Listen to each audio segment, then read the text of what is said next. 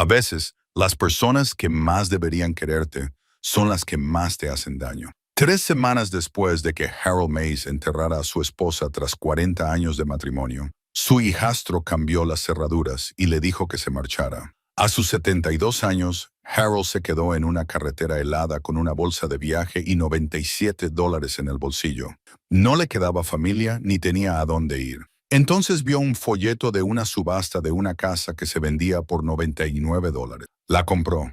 La casa estaba sola en una carretera olvidada, cubierta de nieve y abandonada durante décadas. Harold solo necesitaba un techo sobre su cabeza y paredes que le protegieran del viento. Pero cuando entró, encontró habitaciones selladas, viejos diarios y pistas imposibles que conectaban la casa con su propia infancia. ¿Cómo podía un lugar que nunca supo que existía guardar los secretos de su pasado? Antes de continuar, dinos desde dónde nos estás escuchando. Y si esta historia te conmueve, asegúrate de suscribirte, porque mañana tengo algo muy especial para ti.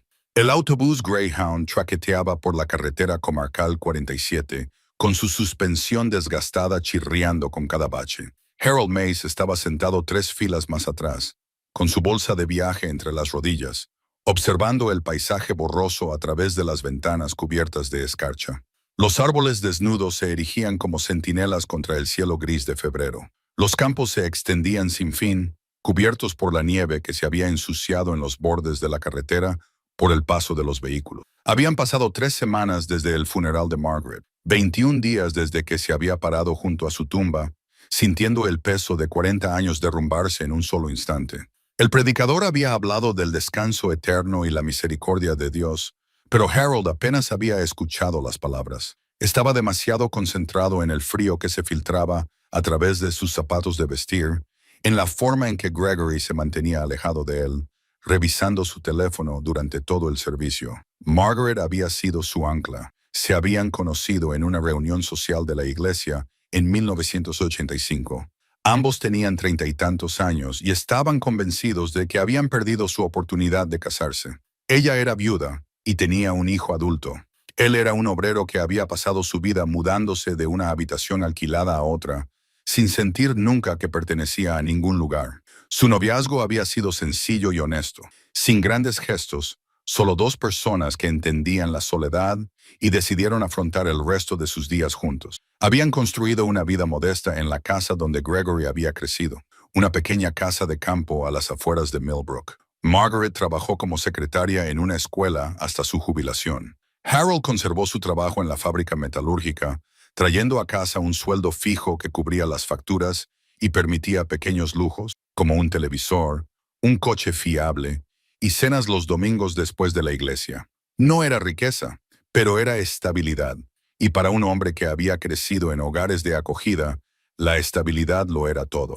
Nunca había adoptado legalmente a Gregory, aunque lo había intentado. El hijo de Margaret tenía 19 años cuando se casaron. Ya era adulto y desconfiaba del hombre que sustituía a su difunto padre. Harold lo entendía. Nunca presionó, nunca exigió el título de padre. Simplemente intentó ser constante, fiable, estar presente. Ayudó a Gregory con los gastos de la universidad cuando pudo, asistió a su boda, le envió tarjetas de cumpleaños que rara vez recibían respuesta. La distancia le dolía, pero Harold la había aceptado como el precio de llegar demasiado tarde a la vida de alguien. La enfermedad de Margaret había llegado de repente, una tos que no cesaba. Las pruebas revelaron un cáncer de pulmón en estadio 4, 6 meses desde el diagnóstico hasta el final. Harold la había cuidado durante todo ese tiempo. Las estancias en el hospital, la quimioterapia que la dejaba débil y con náuseas. Las últimas semanas, cuando el hospicio instaló el equipo en su dormitorio y el tiempo se midió en dosis de morfina. Gregory la visitó 2 veces. Al día siguiente del funeral, el abogado de Gregory se presentó en la puerta. Harold todavía estaba en estado de shock, moviéndose por la casa como un fantasma, incapaz de sentarse en la sala de estar sin esperar oír la voz de Margaret. El abogado había sido profesional, pero frío. La casa estaba a nombre de Margaret, heredada de su primer marido. Según su testamento, pasaba a manos de Gregory. Harold tenía 30 días para desalojarla. ¿30 días? Harold había repetido, seguro de que había entendido mal. Mi cliente está dispuesto a ser generoso, había dicho el abogado. Te dará 60 si lo necesitas. Harold había mirado más allá del abogado, hacia donde Gregory estaba de pie en el porche, sin querer siquiera entrar. Sus miradas se habían cruzado por un instante antes de que Gregory apartara la vista. Eso había sido hacía 3 semanas. Harold no había necesitado 60 días. Había empaquetado su ropa, algunas fotografías, el anillo de boda de Margaret, que no podía soportar dejar atrás, y se había marchado. No tenía hermanos, ni hijos, ni primos con los que mantuviera el contacto. El sistema de acogida había dispersado cualquier vínculo familiar que pudiera haber existido, dejándolo a la deriva de una manera que 69 años de vida nunca habían podido corregir del todo. Había pasado 2 noches en un refugio para personas sin hogar antes de que la vergüenza se volviera insoportable. Al tercer día, mientras buscaba en los tablones de anuncios de la comunidad habitaciones que no podía permitirse, vio el folleto de la subasta grapado torcidamente a un corcho. Venta de liquidación de bienes inmuebles, propiedades embargadas por el condado, casas a partir de $99. La subasta se celebró en un frío edificio municipal que olía a cera para suelos y papel viejo. Había 15 personas repartidas entre 50 sillas plegables, la mayoría de ellas contratistas que buscaban propiedades baratas para revender. El subastador estaba aburrido y pasaba de un lote a otro con eficiencia mecánica. La mayoría de las propiedades se habían vendido por miles, incluso las peores, que necesitaban esa cantidad para pagar los impuestos atrasados y las tasas. Luego llegó el lote 47, una granja de 2 pisos, 1,840 pies cuadrados, municipio de Millbrook Hollow, parcela 203,412, propiedad vendida tal cual, sin servicios públicos, problemas estructurales importantes, puja inicial, $99. Nadie había levantado la paleta. El subastador había esperado. Había llamado una vez, 2 veces. Harold había levantado la mano, más por reflejo que por intención. Vendida a la paleta 38 por $99. Así, sin más, había pagado en efectivo en la ventanilla de Clark. Lo último que le quedaba, $97 más 2 billetes de $1. Una mujer que estaba detrás de él en la fila se lo había entregado en silencio cuando le oyó contar. Él había intentado rechazarlo, pero ella se lo había puesto en la palma de la mano y se había marchado antes de que pudiera protestar. La escritura se había tramitado esa misma tarde. El empleado le había entregado los papeles con una expresión entre la lástima y la confusión. Ya sabe, esta propiedad no tiene calefacción ni agua y no ha estado ocupada desde 1950.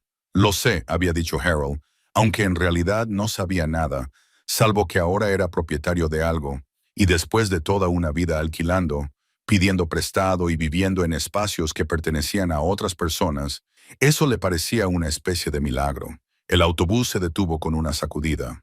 Millbrook Hollow, anunció el conductor. Fin de la línea. Harold recogió su bolsa y salió al frío de febrero. La estación de autobuses era solo un banco cubierto junto a una gasolinera cerrada. La ciudad parecía congelada en el tiempo. Una única calle principal, con quizás una docena de edificios, la mitad de ellos vacíos. Una oficina de correos, una tienda con un toldo descolorido, un restaurante con un cartel de cerrado en la ventana, un ayuntamiento con la pintura blanca desconchada. Esa era la dirección que figuraba en su escritura. County Road 47, a 3 millas al norte del centro de la ciudad. Harold empezó a caminar. La carretera se extendía ante él, vacía y blanca. Sus botas crujían sobre la nieve que había sido compactada por el tráfico ocasional, pero que nunca se había limpiado por completo. La temperatura rondaba los 6 de Celsius, lo suficientemente fría como para que su aliento saliera en forma de nubes, lo suficientemente fría como para que sus oídos le dolieran en cuestión de minutos. Había comprado provisiones en la ciudad antes de coger el autobús, sopa enlatada, galletas saladas, un saco de dormir para temperaturas de 18 de Celsius, cerillas impermeables, una linterna y pilas. Todo estaba apretujado en su bolsa de viaje, lo que hacía que cada paso fuera una prueba de resistencia. Tenía 72 años y sentía cada uno de ellos en sus rodillas, su espalda y sus pulmones, que ardían con cada inhalación de aire helado. Después de 40 minutos, lo vio. Apartada de la carretera, apenas visible detrás de una pared de pinos cubiertos de nieve, se alzaba una granja de 2 pisos. La estructura se inclinaba ligeramente hacia la izquierda, como si la tierra que había debajo se hubiera desplazado tras décadas de heladas y deshielos. Las ventanas de la planta baja estaban casi intactas, pero cubiertas de suciedad y hielo. Las ventanas superiores mostraban huecos donde se había roto el cristal. El porche se inclinaba hacia adelante y sus escalones estaban enterrados en la nieve. Harold se detuvo al final del largo camino de entrada y observó lo que había comprado por $99. La pintura, que en otro tiempo debió de ser blanca, se había descascarillado en largas tiras, dejando al descubierto la madera grisácea que había debajo. El tejado presentaba huecos donde las tejas habían sido se elevaba desde el centro, con los últimos hilados desmoronándose. Era, sin lugar a dudas, una ruina, pero era suya. Subió con dificultad por el camino de entrada, hundiéndose hasta los tobillos en cada paso. El porche crujió bajo su peso, pero aguantó.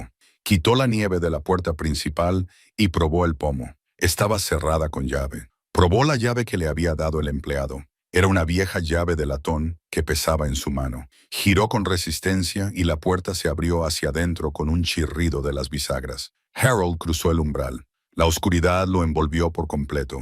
Buscó a tientas su linterna, y cuando el haz de luz atravesó la penumbra, vio cómo eran 70 años de abandono. El aire del interior apenas era más cálido que el del exterior, y olía a polvo, moho y algo más, algo viejo e indefinible. El haz de luz de su linterna barrió la sala principal, con muebles cubiertos con sábanas, cuyas formas se veían fantasmales en la penumbra. Una chimenea de piedra dominaba una de las paredes, con el hogar lleno de escombros. A su derecha, un arco conducía a lo que parecía un comedor. A su izquierda, una escalera se adentraba en la penumbra. Harold se adentró en el interior, con sus pasos resonando en los suelos de madera.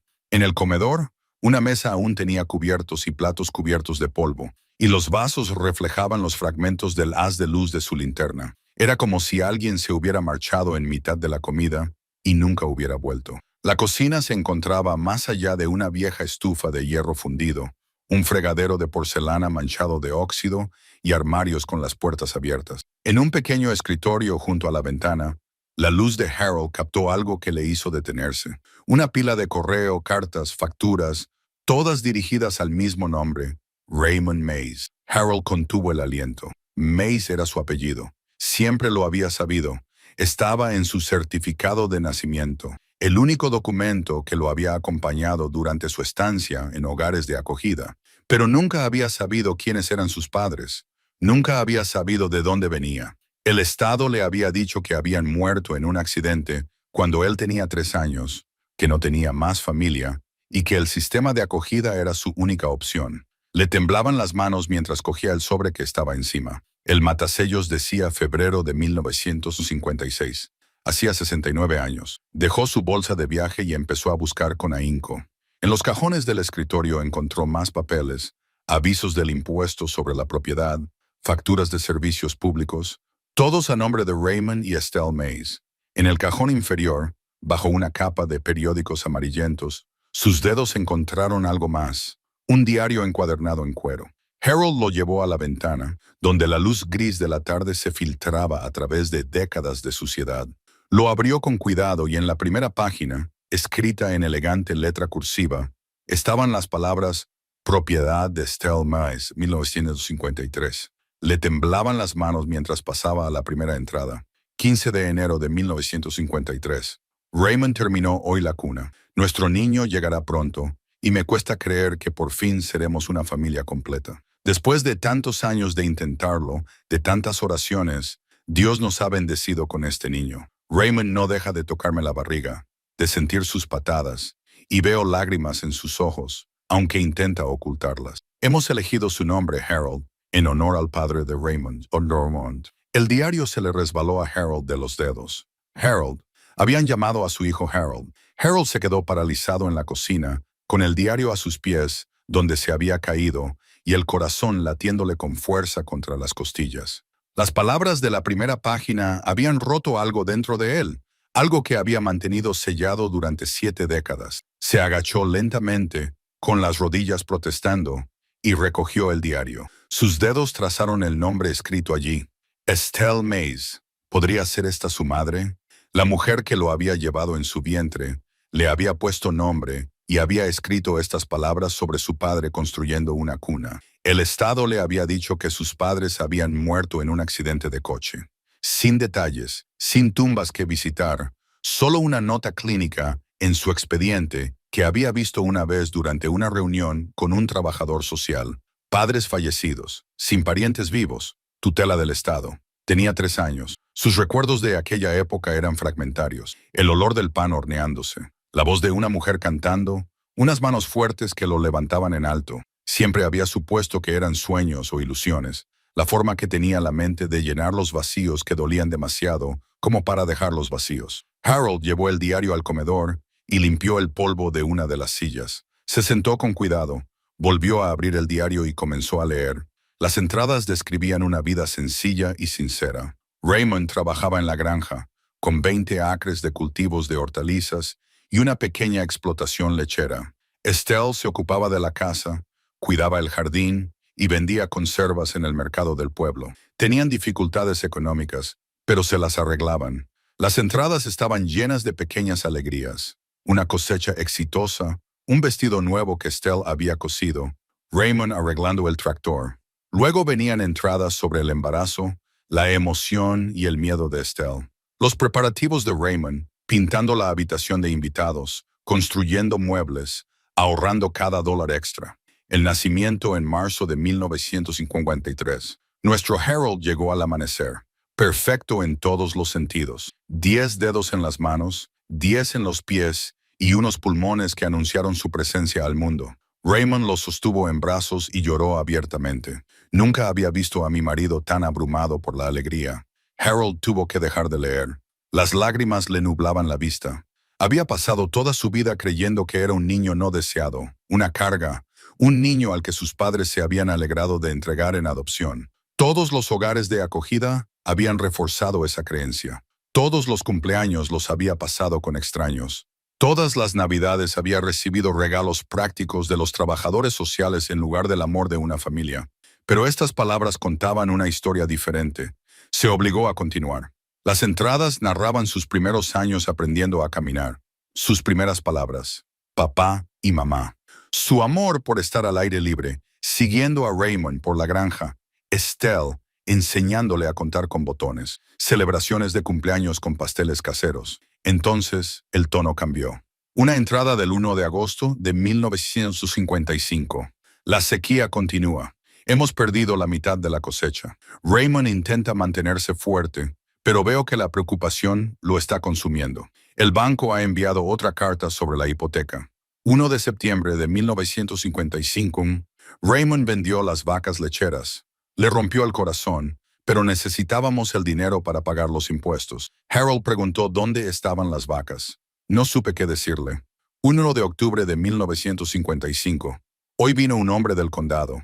El señor Sutton dijo, estamos atrasados en los impuestos sobre la propiedad y el condado podría tener que embargar la granja. Raymond le mostró nuestro plan de pago, pero el señor Sutton solo negó con la cabeza. Dijo, el condado necesita el dinero ahora, no a plazos. Cuando Raymond pidió más tiempo, el señor Sutton miró alrededor de nuestra casa como si ya estuviera calculando su valor. Harold sintió un nudo en el pecho. Sabía a dónde iba a parar todo esto. El 1 de noviembre de 1955, el señor Sutton volvió. Esta vez trajo documentos. Dijo, si cedemos la propiedad voluntariamente, el condado nos perdonará la deuda y podremos quedarnos como inquilinos hasta que encontremos otro lugar. Raymond se negó. Dijo, esta tierra ha pertenecido a su familia durante 2 generaciones. El rostro del señor Sutton se volvió frío. Dijo, los hombres que no pueden pagar sus deudas no pueden conservar sus propiedades. De una forma u otra, tendrán que marcharse. 1 de diciembre de 1955, hoy vinieron. Los ayudantes del sheriff y el señor Sutton dijeron que teníamos 72 horas para desalojar, pero Raymond comprobó las fechas. Según la notificación original, aún nos quedan 3 semanas hasta la fecha límite. El señor Sutton dijo que el plazo se había ajustado por necesidades administrativas. Raymond intentó discutir, pero los ayudantes dejaron claro que no teníamos otra opción. ¿A dónde iremos? ¿Qué haremos? Y Harold, Dios mío, ¿Qué pasará con Harold? 1 de enero de 1956. Nos hemos alojado en una habitación alquilada encima de la ferretería. Una habitación para los tres. Apenas hay espacio para darse la vuelta. Raymond busca trabajo todos los días, pero no hay nada. La sequía ha afectado a todo el mundo. Harold no deja de preguntar cuándo volveremos a casa. No tengo valor para decirle que ya no tenemos casa. La siguiente entrada estaba fechada una semana después y la letra era temblorosa, como si estuviera escrita con angustia. 15 de enero de 1956. Hoy han venido a buscar a Harold. Una mujer de County Child dijo, no podemos proporcionarle los cuidados adecuados. Utilizó palabras como negligencia y entorno inadecuado. Le grité que queríamos a nuestro hijo, que estábamos haciendo todo lo posible. Raymond intentó impedir físicamente que se lo llevaran. 2 agentes lo sujetaron mientras la mujer llevaba a Harold a su coche. Él lloraba por nosotros, se echaba hacia atrás y gritaba, «Mamá, papá, todavía puedo oír su voz. Creo que la oiré para siempre». Harold ya no podía ver la página. Las lágrimas caían libremente, cayendo sobre el viejo papel y manchando la tinta que había permanecido intacta durante casi 70 años. Se presionó la palma de la mano contra la boca, tratando de contener el sonido de su dolor. No lo habían abandonado. Habían luchado por él. Se obligó a seguir leyendo a través de su visión borrosa. 20 de enero de 1956, todos los días de esa semana, tratando de recuperar a Harold. Le dijeron, necesitamos pruebas de una vivienda y unos ingresos estables. No tenemos ninguna de las dos cosas. Vivimos en una sola habitación. Raymond no encuentra trabajo. Dicen que Harold estará mejor bajo la tutela del Estado, que lo colocarán con una familia que pueda mantenerlo. El asistente social dijo que podríamos visitarlo una vez que nos hubiéramos establecido. Pero, ¿cómo nos establecemos si lo hemos perdido todo? El 3 de febrero de 1956, Raymond descubrió algo. Encontró los registros de la propiedad en la oficina del condado. La granja fue subastada al día siguiente de nuestro desalojo, antes de la fecha límite legal. Se vendió por una fracción de su valor a un comprador privado. La firma del señor Sutton aparece en todos los documentos. Raymond dice que esto es un robo y que podemos luchar contra ello. Está tratando de encontrar un abogado, pero ninguno acepta el caso sin dinero por adelantado. E incluso si recuperáramos la granja, ¿nos devolverían a Harold? Ya no lo sé. No sé nada, excepto que mi hijo se ha ido y que mi corazón está destrozado de una forma que no creía posible. Las entradas continuaron durante febrero, cada una más breve y más desesperada. Raymond, tratando de construir un caso legal.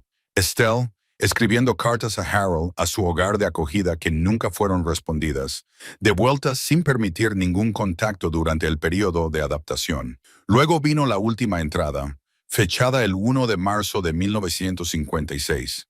No sé cómo vamos a sobrevivir a esto. Raymond apenas duerme. Está obsesionado con demostrar que el condado nos robó nuestras tierras. Pero ¿qué importa ahora?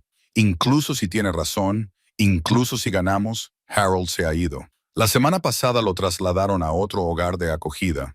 No nos dijeron dónde. Dijeron que era mejor para su adaptación que no interfiriéramos.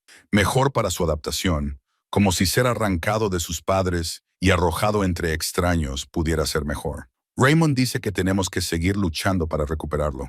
Pero miro la cara de mi marido y veo lo mismo. Siento desesperación. Harold nunca debe pensar que no lo queríamos. Eso es lo único que no puedo soportar. Donde quiera que esté, le digan lo que le digan, rezo para que de alguna manera sepa que lo queríamos. Lo queríamos con todo nuestro ser. El diario terminaba ahí. Harold se sentó en la oscuridad creciente, sosteniendo la prueba del amor y la pérdida de sus padres. Todo lo que había creído sobre su vida era falso. No lo habían abandonado.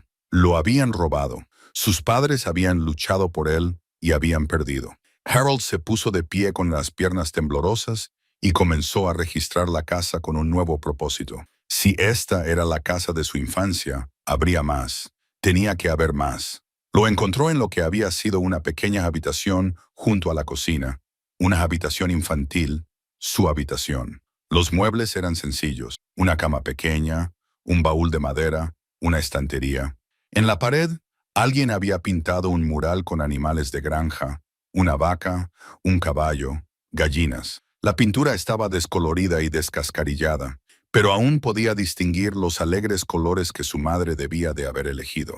En el baúl de madera encontró ropa de niño de talla para un bebé, un abriguito, botitas, dibujos en papel tan viejo que se desmoronaba al tocarlo, figuras con etiquetas que decían Mama da Harold, escritas con letra de adulto. En la estantería, escondida detrás de una fila de libros ilustrados, encontró una caja de hojalata. Dentro había documentos, su certificado de nacimiento, oficial y sin tocar, papeles de adopción que nunca se habían firmado y cartas, docenas de cartas dirigidas a varios hogares de acogida, todas devueltas sin abrir, todas marcadas como imposibles de entregar o rechazadas por la institución. Sus padres habían intentado localizarlo una y otra vez, lo habían intentado. Harold se desplomó en el suelo de la habitación de su infancia, rodeado de las pruebas de una vida que le habían robado. Lloró como no había llorado ni siquiera en el funeral de Margaret. Eran lágrimas por todo lo perdido, por la lucha de sus padres, por su infancia robada, por las décadas en las que había creído que no era deseado, cuando la verdad era muy diferente. Cuando las lágrimas finalmente cesaron, quedó algo más. No solo dolor, sino determinación. Esta casa guardaba su historia. Estas paredes habían sido testigos de sus primeros pasos, habían escuchado sus primeras palabras, habían dado cobijo a la familia que lo quería. La restauraría, honraría la memoria de sus padres y descubriría exactamente qué les había sucedido a Raymond y Estelle Mays después de perder a su hijo. La luz casi se había apagado. Harold recogió su saco de dormir y se hizo un hueco en la sala, cerca de la chimenea. Mañana comenzaría la tarea de recuperar su pasado. Pero esa noche se limitó a sentarse en la oscuridad de la casa de su infancia y se dejó llevar por los recuerdos que de repente cobraban sentido. El olor del pan, la voz de la mujer, las manos fuertes que lo levantaban en alto. Mamá, papá, había sido amado. La luz de la mañana se colaba por las ventanas sucias, despertando a Harold de su sueño inquieto. Le dolía el cuerpo por el frío y el suelo duro. El saco de dormir le había evitado congelarse, pero la comodidad era otra cuestión. Tenía 72 años, no 22, y sus articulaciones se lo recordaban con cada movimiento. Se incorporó lentamente y observó su entorno con nuevos ojos. A la luz del día, la casa parecía menos fantasmal, pero no menos abandonada. El polvo cubría todas las superficies como un manto espeso. Las telarañas colgaban de las esquinas como un paño fúnebre. El agua había manchado el techo con manchas oscuras, donde el tejado tenía goteras, pero aún se mantenía en pie. Seguía siendo suyo. Harold utilizó un rincón de la cocina para organizar sus provisiones. Desayunó galletas saladas y melocotones enlatados, de pie junto a la ventana y mirando los campos cubiertos de nieve. En algún lugar de allí, su padre había trabajado esa tierra. En algún lugar de esta casa, su madre le había cantado para dormir. Pasó la mañana explorando con más detenimiento. El salón contenía muebles de los años 50, todos desgastados, pero recuperables. Un sofá con muelles que sobresalían de la tela descolorida, 2 sillones, una mesa de centro con marcas de agua en la superficie. Sobre la repisa de la chimenea colgaba un espejo tan deslustrado que apenas reflejaba nada. En esa repisa encontró una Biblia. La cubierta de cuero estaba agrietada y seca, pero cuando la abrió, cayeron unas flores prensadas, secas y quebradizas, pero aún reconocibles como margaritas. En el interior de la cubierta, escrito con letra cuidadosa, Raymond Mays y Estelle Porter, casados el 12 de junio de 1948. Harold hizo los cálculos. Llevaban casados 5 años antes de que él naciera. 5 años de esperanza, de oraciones, de intentos por tener un hijo. Y cuando finalmente llegó, fue su milagro. Pasó las páginas con cuidado. La Biblia contenía una sección de registros familiares, las fechas de nacimiento de sus padres, la fecha de su boda, y allí, con la letra de su madre, Harold Raymond Mays, nacido el 3 de marzo de 1953. Harold trazó las letras de su nombre. Era la prueba de que para ellos no solo había sido una carga, sino una bendición, lo suficientemente importante como para registrarlo en la Biblia familiar junto a sus votos matrimoniales. Detrás de la Biblia, escondida contra la parte posterior de la repisa de la chimenea, encontró una fotografía en un marco de hojalata. El metal estaba ennegrecido, pero lo frotó con la manga hasta que la imagen se hizo nítida. Era un retrato familiar profesional tomado en un estudio, a juzgar por el fondo pintado. Un joven de unos 30 años con cabello oscuro y ojos serios. Raymond, una mujer a su lado con rasgos delicados y cabello claro recogido. Estelle, y entre ellos, en brazos de su madre, un niño pequeño con camisa blanca y corbatín. Harold se quedó mirando su propio rostro de hacía 70 años. En esta fotografía tendría unos 2 años, con mejillas regordetas y aspecto solemne. La mano de su madre descansaba sobre su hombro. La mano de su padre descansaba sobre el hombro de su madre. Parecían lo que eran. Una familia trabajadora que había ahorrado para hacerse un retrato en un estudio, vestidos con sus mejores galas, capturando un momento que querían conservar para siempre. A Harold se le hizo un nudo en la garganta. Había pasado toda su infancia en hogares de acogida donde las paredes estaban cubiertas de fotografías familiares, imágenes de niños que pertenecían a ese lugar, que tenían una historia y una conexión. Él nunca había aparecido en esas fotografías. Había sido el invitado temporal, el niño de paso que nunca formaba parte de la historia que se contaba. Pero una vez había aparecido en una fotografía familiar. Había pertenecido a algún lugar. Dejó la fotografía con cuidado sobre la repisa de la chimenea, donde podía verla, y luego centró su atención en cuestiones prácticas. Si iba a quedarse allí, tenía que hacer que la casa fuera habitable. La temperatura interior apenas superaba los 0 grados. Su aliento seguía saliendo en forma de nubes. La chimenea era su primera prioridad. Harold limpió los escombros del hogar, viejos nidos de pájaros, hojas, trozos de ladrillo rotos. La chimenea parecía intacta por dentro, aunque no podía estar seguro hasta que intentara encender el fuego. Encontró periódicos viejos en la cocina y los utilizó para encender el fuego, añadiendo pequeños trozos de madera que rompió de una sección derrumbada de la barandilla del porche. La llama del fósforo prendió. El humo se elevó y por un momento aterrador, Harold pensó que la chimenea estaba obstruida. Pero entonces el tiro se activó y empujó el humo hacia arriba. El calor comenzó a irradiarse, pero le pareció inmensa. Pasó la tarde haciendo reparaciones básicas. La puerta principal colgaba torcida de sus bisagras. Apretó los tornillos con un destornillador oxidado que encontró en un cajón de la cocina. Varias ventanas tenían los cristales rotos. No podía reemplazar el vidrio, pero encontró cartón en el sótano y lo utilizó para tapar los huecos, sellando los bordes con tiras de tela arrancadas de viejas cortinas. El trabajo lo calentó y con el fuego ardiendo constantemente, la sala delantera se volvió casi confortable. En el sótano, descubrió herramientas que habían pertenecido a su padre. Una caja de herramientas con las iniciales de Raymond grabadas en el mango de madera. Dentro, martillos, alicates, llaves inglesas, clavos en frascos de cristal, clasificados por tamaño. Todo estaba oxidado, pero funcionaba. Su padre había sido organizado y metódico. Harold sintió una afinidad con él, ya que él había sido igual en la fábrica, manteniendo su puesto limpio y sus herramientas en buen estado. También encontró frascos de conservas alineados en los estantes del sótano. El cristal estaba cubierto de polvo. El contenido se había estropeado y cristalizado hacía tiempo, pero las etiquetas aún eran legibles. Escrito con la letra cuidadosa de su madre, mermelada de fresa, 1 de junio de 1955. Conservas de melocotón, 1 de agosto de 1955. Salsa de tomate, 1 de septiembre de 1955. El último verano, antes de que todo se viniera abajo, su madre se había estado preparando para el invierno, almacenando comida, siendo el tipo de proveedora que las mujeres de su generación sabían ser.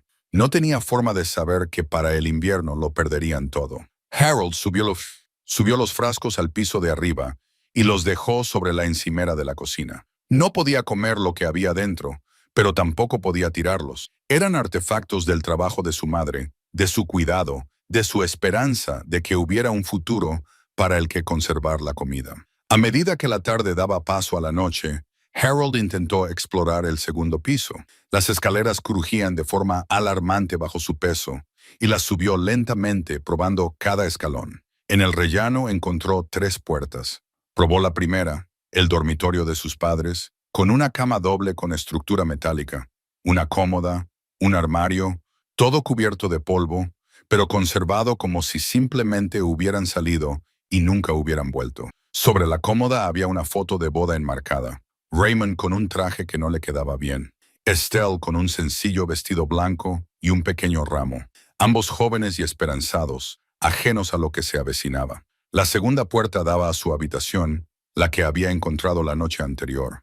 A la luz del día podía ver más detalles.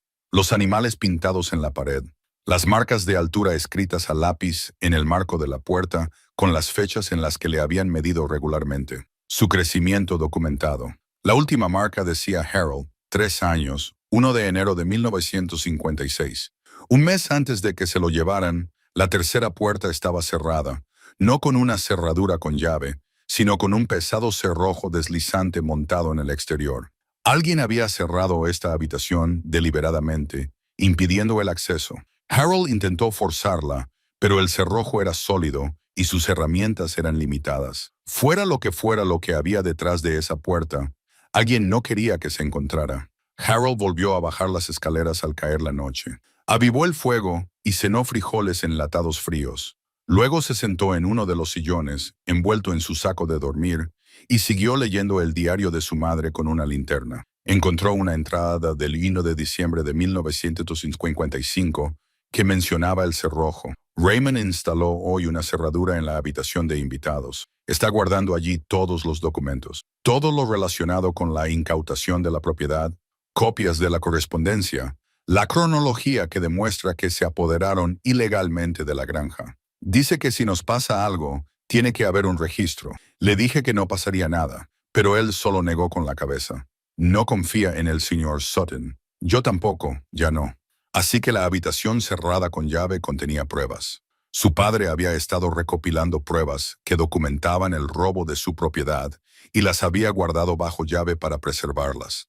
Harold necesitaba entrar en esa habitación, pero no esa noche. Esta noche estaba agotado físicamente por el trabajo y emocionalmente por el peso del descubrimiento.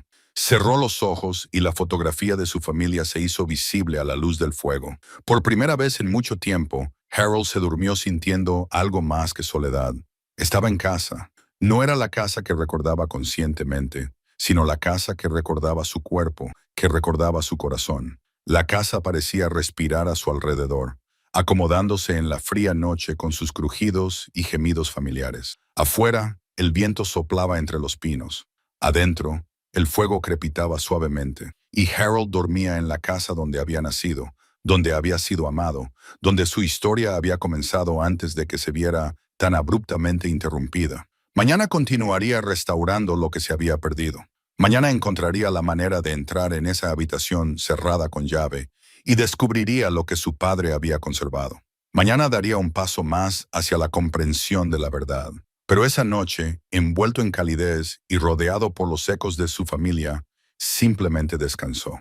Pasó una semana. Harold cayó en un ritmo que le resultaba extraño y adecuado a la vez. Se despertaba con el pálido sol invernal, alimentaba el fuego que ahora mantenía encendido constantemente y trabajaba hasta que el agotamiento le obligaba a parar. Sus provisiones se estaban agotando, pero el trabajo le sostenía de una manera que la comida no podía. Cada día la casa se volvía un poco más habitable. Había limpiado los escombros de la planta principal, fregado las superficies hasta dejar sus manos en carne viva y sustituido las tablas rotas del porche. El trabajo físico le recordaba sus años en la fábrica, la satisfacción de arreglar cosas, de volver a dejarlas como nuevas. Pero era la habitación cerrada con llave de la planta superior la que acaparaba sus pensamientos. Intentó todo lo que se le ocurrió para abrirla. El cerrojo era de acero macizo, fijado con tornillos tan oxidados que se habían convertido en parte de la madera. Su padre había construido esa cerradura para que durara.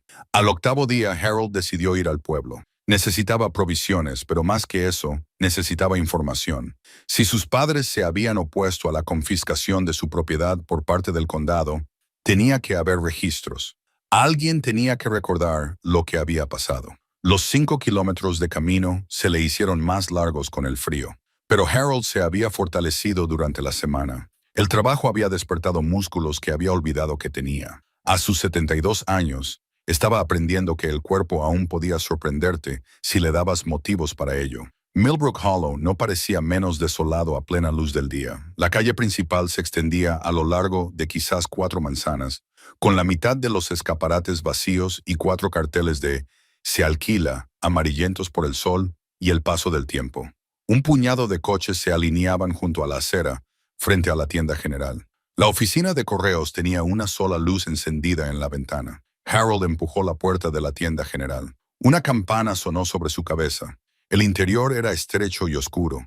Las estanterías estaban llenas de productos básicos, conservas, pan y leche en una nevera que zumbaba. Detrás del mostrador había un hombre que debía de tener unos 70 años, leyendo el periódico con unas gafas gruesas. Levantó la vista cuando Harold entró. «¿Puedo ayudarle? ¿Necesita algo?», dijo Harold, «y quizá algo de información». El hombre lo estudió con la mirada cuidadosa de alguien que había vivido en un pueblo pequeño el tiempo suficiente como para reconocer a los desconocidos. «Tú eres el tipo que compró el lugar del laberinto». No era una pregunta. Las noticias volaban en los pueblos moribundos. «Así es, Harold Mays». La expresión del hombre pasó de la sorpresa a algo más suave. «Frank Zimmer. Soy el dueño de este lugar». Se levantó lentamente, con evidentes signos de artritis en sus movimientos. «El laberinto», dijiste. «Soy el hijo de Raymond y Estelle». El rostro de Frank se quedó inmóvil. Rodeó el mostrador y se acercó, como si necesitara ver mejor a Harold. «El niño que perdieron. El niño que se llevó el condado». Frank exhaló lentamente. «Dios mío, todos nos preguntábamos qué te había pasado. Eras solo un niño pequeño. Quizás tenías 3 años. Tu madre solía traerte aquí. Tú señalabas los tarros de caramelos y ella te dejaba elegir uno si te habías portado bien». Harold sintió un nudo en el pecho. Otro fragmento de su pasado, confirmado por un desconocido que lo había conocido de niño. «¿Qué les pasó?», preguntó Harold. Después de perder la granja, la expresión de Frank se ensombreció. «Nada bueno. Intentaron luchar. Tu padre especialmente. Iba a las oficinas del condado todas las semanas para intentar demostrar que la incautación era ilegal. Pero Irving Sutton era quien mandaba en aquella época. Era el secretario del condado y metía las narices en todo. Raymond no conseguía que nadie le escuchara. Y mi madre, Estelle, era más callada al respecto, pero se notaba que le estaba consumiendo. A veces venía aquí solo para estar entre gente. Creo que se quedaba delante de esos tarros de caramelos y lloraba. Después de que te llevaran, algo se rompió en ella». Harold tuvo que apartar la mirada. «El dolor aún era demasiado reciente», continuó Frank, con voz suave. «Al final se marcharon del pueblo. No podían permitirse quedarse. Alguien dijo que se habían ido al norte en busca de trabajo. Eso fue a principios de 1957, creo. Nunca más se supo de ellos». Hizo una pausa. No tenía a dónde ¿Volviste ir. para buscarlos? «No sabía que esta era su casa hasta que llegué aquí». Frank negó lentamente con la cabeza. «Es algo, ¿no? Todos estos años y encuentras el camino a casa sin siquiera saberlo». Volvió detrás del mostrador. «Coge lo que necesites. Ya pagaremos cuando termines». Harold reunió provisiones, más conservas, cerillas, pilas, jabón. En el mostrador, Frank calculó el total en un trozo de papel. «Son $43. Harold contó el dinero que le quedaba. $21. «Puedo pagar la mitad ahora. ¿Te puedo deber el resto?» Frank le hizo un gesto con la mano para que no se preocupara. «Paga cuando puedas o no pagues. Tus padres eran buena gente. Creo que les debo algo». «Pagaré», dijo Harold con firmeza. «Pero gracias». Mientras Harold guardaba sus compras en la bolsa, Frank dijo: «Si buscas información sobre lo que pasó entonces, Phyllis Crane, en el ayuntamiento, podría ayudarte. Lleva trabajando allí desde 1950. Lo vio todo. Nunca habló mucho de ello, pero lo recuerda». Harold le dio las gracias y se dirigió al ayuntamiento.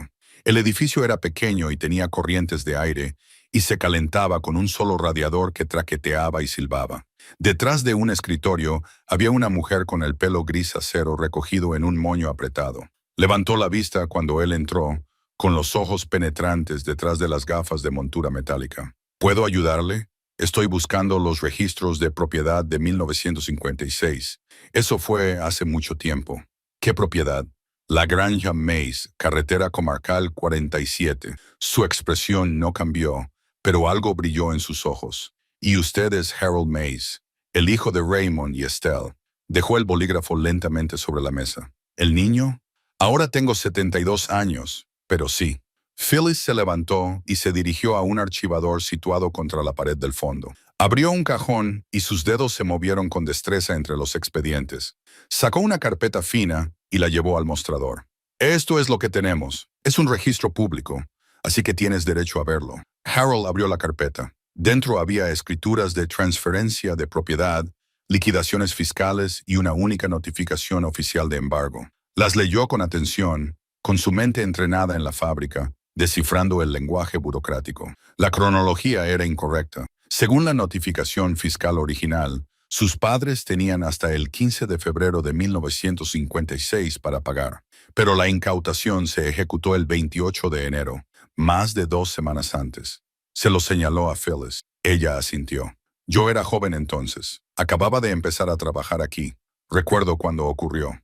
El señor Sutton tramitó la incautación él mismo. Cuando le pregunté por la discrepancia en la fecha, me dijo que la Junta había aprobado la aceleración debido a la probabilidad de impago, pero nunca vi ninguna acta de la Junta al respecto.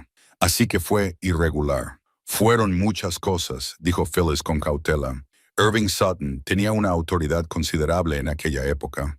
Lo que él decía solía hacerse. ¿Quién compró la propiedad? Phyllis sacó otra hoja. La subasta se celebró el 2 de febrero de 1956. Se vendió a un comprador privado por $800, muy por debajo del valor de tasación. ¿Quién fue el comprador? Ella le mostró el nombre. Sutton Holdings LLC. Harold levantó la vista.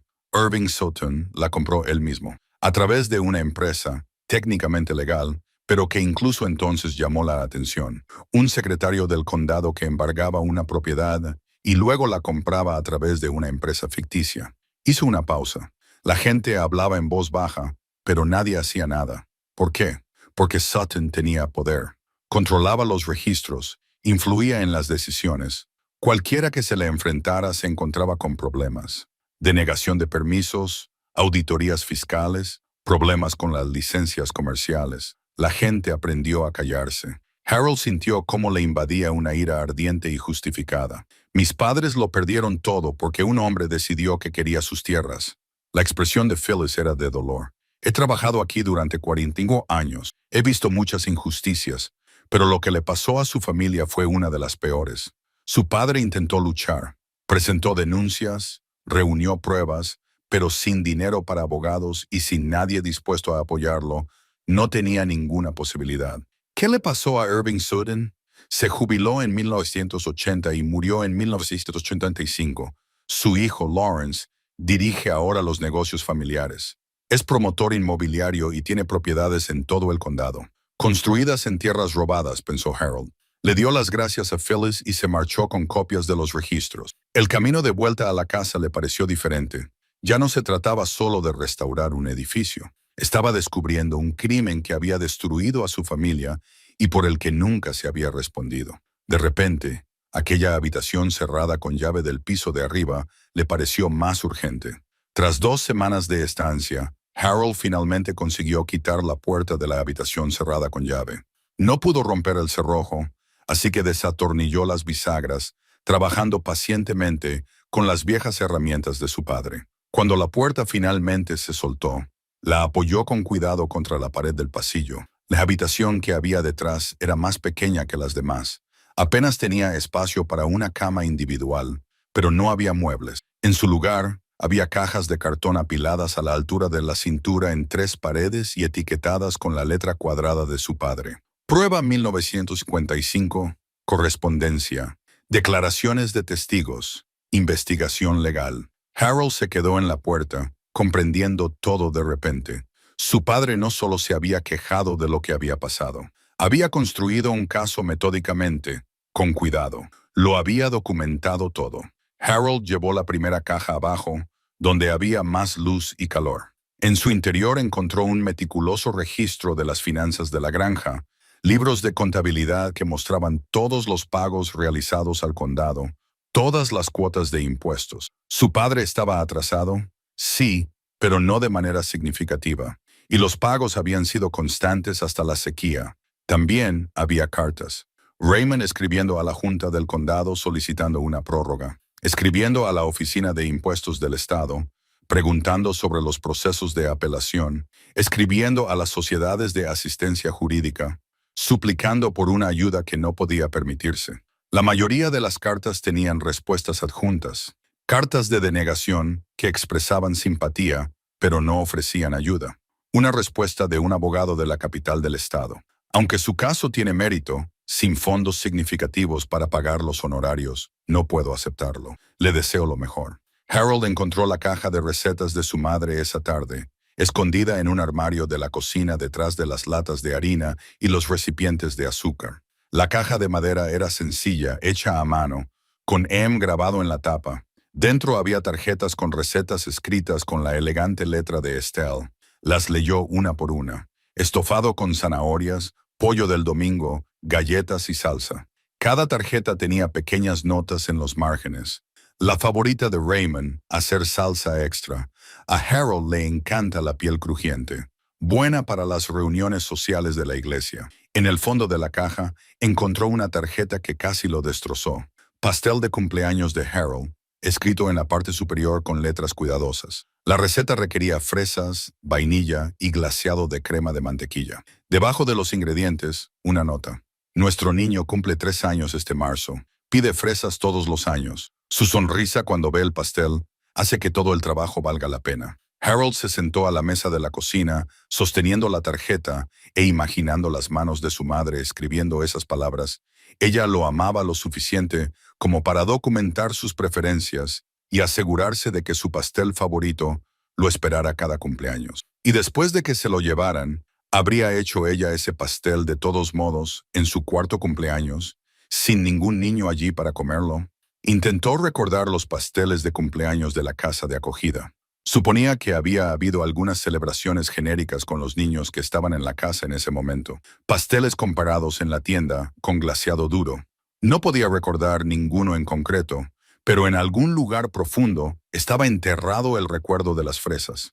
Siempre le habían gustado. Harold intentó preparar una de las recetas esa noche, el asado. No tenía carne para asar, pero tenía carne enlatada y zanahorias. Siguió las instrucciones de su madre, lo mejor que pudo con sus limitados suministros. El resultado era comestible, aunque no del todo correcto.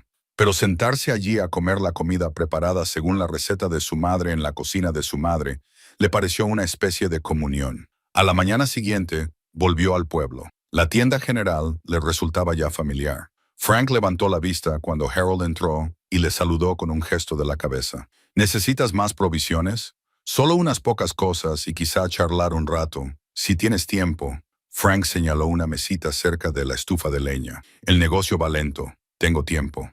Se sentaron y Harold le hizo las preguntas que se había estado guardando. ¿Qué sabía la gente sobre lo que había pasado? ¿Había otros que hubieran perdido sus propiedades de la misma manera? Frank se quedó pensativo. Había rumores. Otras granjas que quebraron a finales de los años 50 y principios de los 60 en circunstancias similares, atrasos en los impuestos, embargos repentinos, vendidas a bajo precio en subasta. Pero la gente no habla mucho de ello, sobre todo por vergüenza. Perder tus tierras se consideraba un fracaso personal, no un robo. Pero tú viste un patrón. Mirando atrás, sí.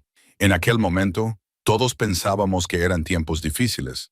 La sequía afectó a todo el mundo. Hasta años Las más granjas tarde, estaban quebrando. Cuando las propiedades de Sutton siguieron creciendo, que algunos empezaron a preguntarse, ¿alguien le desafió alguna vez? Un hombre lo intentó.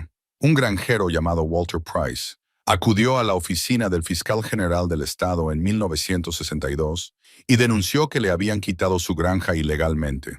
Tenía documentación, testigos, todo. Pero Sutton tenía contactos en la capital. La denuncia de Price quedó sepultada en la burocracia. Se rindió después de 2 años de lucha, se mudó al oeste y murió en los años 70, según he oído. Harold sentía afinidad con Walter Price, otro hombre que intentó luchar contra el sistema y perdió. ¿Y mis padres? ¿Tenían amigos aquí? ¿Gente que pudiera recordar más cosas? Frank lo pensó. Tu madre era amiga de las señoras de la iglesia. St. Andrews, la iglesia luterana. La mayoría de ellas ya han fallecido, pero el pastor Yoda podría recordar. Lleva allí desde los años 40. Viejo como el mundo, pero con una mente aguda. Harold encontró la iglesia luterana St. Andrews en una calle lateral, un edificio blanco con tablillas y un modesto campanario. La puerta estaba abierta. En el interior, los bancos de madera estaban frente a un altar sencillo. La luz se filtraba a través de las ventanas de cristal sin adornos. Un anciano estaba ordenando los himnos en los estantes de los bancos. Levantó la vista cuando Harold entró. ¿Puedo ayudarte, hijo? Hijo, Harold tenía 72 años, pero para este hombre, que debía de tener unos 90, todo el mundo era joven. Busco al pastor Yoda. Lo has encontrado. El pastor se enderezó lentamente, con la mano apoyada en la parte baja de la espalda. Perdóname, la espalda ya no es lo que era. Soy Harold Mays. Raymond y Estelle eran mis padres. El rostro curtido del pastor se transformó. Pequeño Harold, querido señor, yo te bauticé aquí mismo, dijo señalando el altar. Apenas tenías un mes. Tu madre llevaba su mejor vestido. Tu padre te sostenía con mucho cuidado, como si pudieras romperte. A Harold se le hizo un nudo en la garganta. No lo recuerdo. Claro que no. Pero yo sí. Tus padres eran miembros fieles de esta congregación, buenas personas. Cuando perdieron la granja y luego te perdieron a ti, toda la congregación quedó devastada. Hicimos una colecta para ayudar, pero no fue suficiente. Nada era suficiente. ¿Sabes qué les pasó después de que se marcharon del pueblo? La expresión del pastor se entristeció. Oí que se fueron al norte en busca de trabajo. Tu padre me escribió una vez, quizás 6 meses después de que se marcharan. Dijo que estaban pasando apuros, pero que seguían luchando por recuperarte. Esa fue la última vez que supe de ellos. Les respondí, pero la carta me fue devuelta por no poder entregarse. Murieron en 1957, envenenamiento por monóxido de carbono. El pastor Yoda cerró los ojos. Que Dios acoja sus almas. Me había preguntado por qué habían dejado de llegar las cartas, pero esperaba mejores noticias. Se sentaron juntos en un banco y el pastor compartió sus recuerdos. Estelle cantando en el coro, con su voz clara y dulce. Raymond, que hacía de acomodador, siempre puntual, siempre fiable. Harold, de pequeño, jugando en silencio durante los servicios, a veces quedándose dormido en brazos de su madre. Te querían profundamente. El pastor Yoda dijo, cuando el condado te llevó, tu padre vino a verme para preguntarme si Dios les estaba castigando. Le dije, no, a veces el mal ocurre por mano humana, no por voluntad divina. No estoy seguro de que me creyera. Harold salió de la iglesia con una imagen más completa de sus padres. Habían sido personas normales, fieles, trabajadoras, cariñosas. No se merecían lo que les había pasado. Esa noche, de vuelta en casa, Harold se sentó con las cajas de pruebas de su padre, las recetas de su madre y la fotografía familiar sobre la repisa de la chimenea. Empezaba a comprender no solo lo que le habían quitado a él, sino lo que les habían quitado a ellos. Una vida, una familia, un futuro. Y en algún lugar, alguien se había beneficiado de ese robo. Harold tomó una decisión. Contaría esta historia. De alguna manera se aseguraría de que la gente supiera lo que Irving Sutton había hecho. Harold encontró la medalla mientras rebuscaba en la cómoda del dormitorio de sus padres. Estaba envuelta en una pequeña bandera estadounidense, escondida debajo de ropa doblada que olía a antigüedad y naftalina. La estrella de bronce pesaba en su palma. La cinta estaba descolorida, pero el metal aún reflejaba la luz. Le dio la vuelta. En la parte posterior había una inscripción grabada. Sargento Raymond Mays, Teatro Europeo, 1944. Su padre había sido un héroe de guerra. Harold se sentó en el borde de la cama, sosteniendo la medalla y sintiendo cómo la ira le subía como una marea.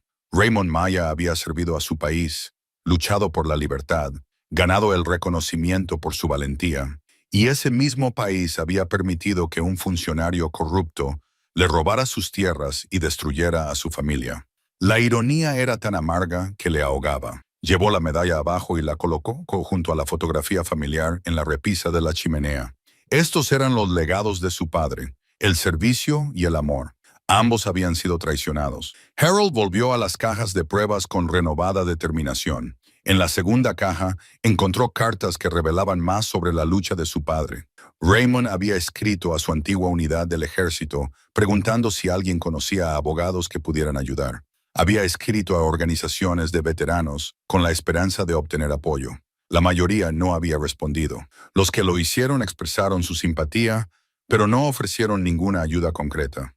Una carta destacaba. Era de Raymond, a un editor de un periódico de la capital del estado, fechada el 21 de marzo de 1956. Harold la leyó con atención. Estimado editor, le escribo para llamar la atención sobre una grave injusticia que se está produciendo en el condado de Millbrook. Como veterano que sirvió a esta nación en momentos de necesidad, ahora me encuentro luchando contra un enemigo diferente: la corrupción en nuestro propio gobierno. El secretario del condado, Irving Sutton, ha confiscado sistemáticamente propiedades de familias con dificultades, acelerando los plazos legales y comprando estas propiedades a través de empresas ficticias por una fracción de su valor.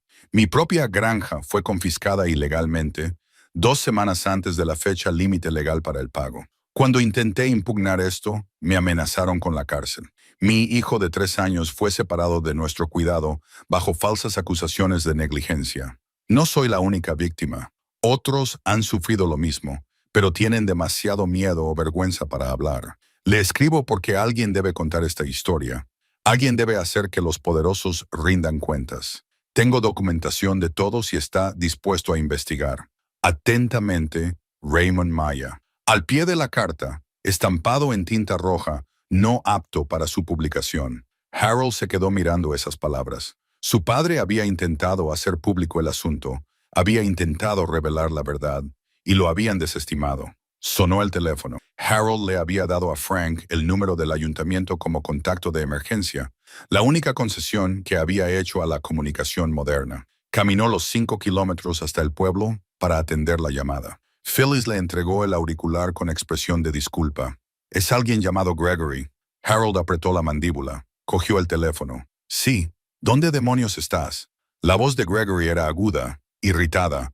«No puedes desaparecer así como así. Llevo 2 semanas intentando encontrarte. Estoy en mi casa». «¿Qué casa?» «Tú no tienes casa. Compré una. La casa donde nací, según parece». Silencio al otro lado de la línea. «Entonces estás siendo ridículo. Tienes 72 años. Deberías estar en un centro donde la gente pueda cuidarte». Harold sintió que algo cambiaba en su interior. Durante 40 años se había hecho pequeño ante Gregory, tratando de no causar conflictos, tratando de ser aceptable. Pero allí, de pie en el ayuntamiento, rodeado de los recuerdos de la lucha de su padre, descubrió que ya no tenía paciencia para que lo menospreciaran. «Me las arreglo muy bien solo». «¿Con qué dinero?» «No tenías nada cuando te fuiste». «Me las arreglo. Esto es una tontería. Tienes que volver. Déjame ayudarte a encontrar un lugar adecuado». «No». La palabra quedó suspendida en el aire. Harold nunca antes le había negado nada a Gregory. «¿Perdón?» Dije. «No, no voy a volver. Me quedo aquí. No puedes sobrevivir en una casa abandonada en medio de la nada. Sé razonable. He sobrevivido a cosas peores. Y ya estoy harto de recibir órdenes tuyas, Gregory. Tu madre era lo único que nos unía, y ella ya no está. Dejaste claro que no era parte de la familia cuando cambiaste las cerraduras, así que no finjas que te importa ahora. Pero no me llames cuando todo se derrumbe». «No lo haré». Harold colgó antes de que Gregory pudiera responder. Le temblaba ligeramente la mano, pero no por miedo, sino por liberación. Phyllis lo miró con algo parecido a la aprobación. «Bien por ti». Harold regresó a la casa sintiéndose más ligero. Había pasado décadas tratando de ganarse la aprobación de Gregory, tratando de ser digno de una familia que nunca lo había aceptado del todo. Ya no más. Ahora tenía su propia familia, Raymond y Estelle, y su historia importaba más que la opinión de Gregory. Esa tarde, Harold se enfrentó a la habitación cerrada con llave del 3er piso con energía renovada. Había estado evitando dañar la casa, pero ahora decidió que la verdad que había dentro importaba más que la conservación. Con un martillo y un cincel, trabajó en el cerrojo hasta que la madera se astilló y cedió. La puerta se abrió. Dentro, la habitación estaba exactamente como la había dejado su padre. Sobre un pequeño escritorio, había una máquina de escribir, antigua incluso para los estándares de 1956. Había papeles por todas partes, estaban cuidados de carpetas, cada una etiquetada con fechas y temas. Harold comenzó a leer. Su padre lo había documentado todo, no solo su propio caso, sino un patrón que se remontaba a 1952. 23 familias habían perdido sus propiedades en circunstancias sospechosas durante el mandato de Irving Sutton como secretario del condado. 23 granjas, casas, negocios, todos confiscados en plazos acelerados, todos vendidos por debajo del precio de mercado a compradores relacionados con Sutton. Raymond había entrevistado a testigos, recopilado testimonios y rastreado el dinero. Había construido un caso irrefutable que demostraba una corrupción sistemática, pero nunca había podido presentarlo. Ningún abogado lo aceptaba. Ningún periódico lo publicaba. Ningún funcionario lo investigaba. Las pruebas más condenatorias se encontraban en un sobre de Manila marcado como documentos originales. En su interior había fotocopias de registros del condado que mostraban firmas falsificadas en aplazamientos de pago, órdenes de incautación con fecha anterior y fechas de subasta alteradas. Raymond había conseguido de alguna manera acceder a los archivos del condado y había documentado el fraude. También había documentado las amenazas. Un registro escrito a mano por Raymond enumeraba fechas y detalles. El 20 de enero de 1956, Sutton se me acercó fuera de la oficina del condado. Me dijo, si sigo presionando, perderé más que mi propiedad. Me dijo, hay instituciones para los hombres que causan problemas y orfanatos para sus hijos. El 3 de febrero de 1956, el ayudante del sheriff Willis me detuvo en la carretera sin darme ninguna razón y me dijo, Sutton quiere que entienda que me están vigilando. Harold lo leyó todo 2 veces y su ira aumentaba con cada página. Su padre tenía razón. La incautación había sido ilegal. Todo el sistema había sido amañado y a nadie le había importado lo suficiente como para detenerlo. Harold llevó los documentos más importantes abajo. Los colocó sobre la mesa del comedor, organizándolos cronológicamente. Era una historia que debía contarse, pero ¿cómo? Raymond lo había intentado y había fracasado. Harold se dio cuenta de que la diferencia era el momento. Irving Sutton ya había fallecido. No podía amenazar ni intimidar. Su hijo, Lawrence, podía haber heredado la riqueza y la influencia, pero no tenía el mismo control sobre el poder local. Quizás, después de 70 años, la verdad podría salir a la luz. Harold miró la estrella de bronce de su padre sobre la repisa de la chimenea. Raymond había luchado por la justicia 2 veces, una en Europa y otra aquí, en su país. Había ganado la primera batalla y perdido la segunda. Pero la lucha no había terminado.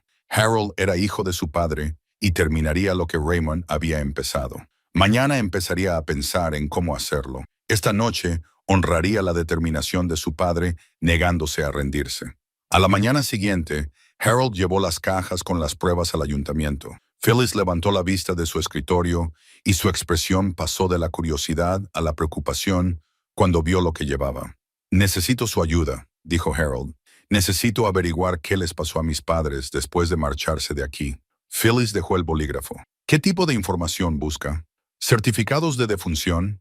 Si murieron, debería haber certificados. Algo se reflejó en su rostro. Renuencia, tal vez lástima. ¿De qué años? Supongo que de 1957 en adelante. Phyllis se levantó lentamente y se dirigió a otro archivador. Este estaba marcado como registros vitales. Sus dedos se movían con destreza entre las carpetas, pero Harold notó su vacilación antes de que ella sacara un delgado expediente. Lo siento, dijo en voz baja, entregándoselo. Harold abrió el expediente. 2 certificados de defunción grapados juntos. Sus manos comenzaron a temblar antes de que hubiera leído más allá de los nombres. Raymond Mays, Estelle Mays. Fecha de la muerte, 14 de febrero de 1957. Causa, intoxicación accidental por monóxido de carbono. Lugar, cabaña de alquiler, Ruta 9, Condado de Millbrook. Disposición, enterrados en Potter's Field, Cementerio de Millbrook, parcela sin marcar. Harold tuvo que sentarse. La silla crujió bajo su peso, pero apenas lo oyó. Sus padres estaban muertos. Llevaban muertos 68 años. Durante todo este tiempo, una parte de él había mantenido la esperanza, por absurda que fuera, de que aún estuvieran vivos. Ancianos, sí, con más de 90 años, pero vivos. Esa esperanza murió mientras miraba los certificados. Lo siento mucho, repitió Phyllis. Debería habértelo dicho cuando entraste, pero no sabía cómo. La voz de Harold sonó áspera. Envenenamiento por monóxido de carbono. En aquella época ocurría a veces. Calentadores defectuosos en espacios mal ventilados, especialmente en alquileres baratos. La miró. ¿Te lo crees? La expresión de Phyllis era cuidadosamente neutra. Es lo que dice el informe. Eso no es lo que te he preguntado. Ella dudó, luego se dirigió a otro armario y sacó un periódico. Su caja de archivos. Encontró rápidamente lo que buscaba. Un recorte de periódico del 1 de febrero de 1957, amarillento y quebradizo. Pareja local muere en trágico accidente, decía el titular. El artículo era breve, escondido en la página 8. Describía a Raymond y Estelle Mays, antiguos residentes encontrados muertos en una cabaña alquilada. Se citaba como causa el monóxido de carbono procedente de un calentador defectuoso. No se consideró necesaria ninguna investigación. Se desconocían los familiares más cercanos. El entierro tuvo lugar en el condado de Pottersfield. Harold se fijó en la firma. Escrito por Thomas Sutton. El cuñado de Irving Sutton dirigía el periódico. Phyllis dijo en voz baja. Él escribía la mayor parte de la cobertura local, así que el secretario del condado, cuya corrupción estaba documentando mi padre, hizo que un familiar suyo escribiera la noticia sobre sus muertes. No estoy diciendo nada en ningún sentido. Solo te estoy mostrando lo que hay en los registros públicos. Pero su tono lo decía todo. Ella también tenía dudas.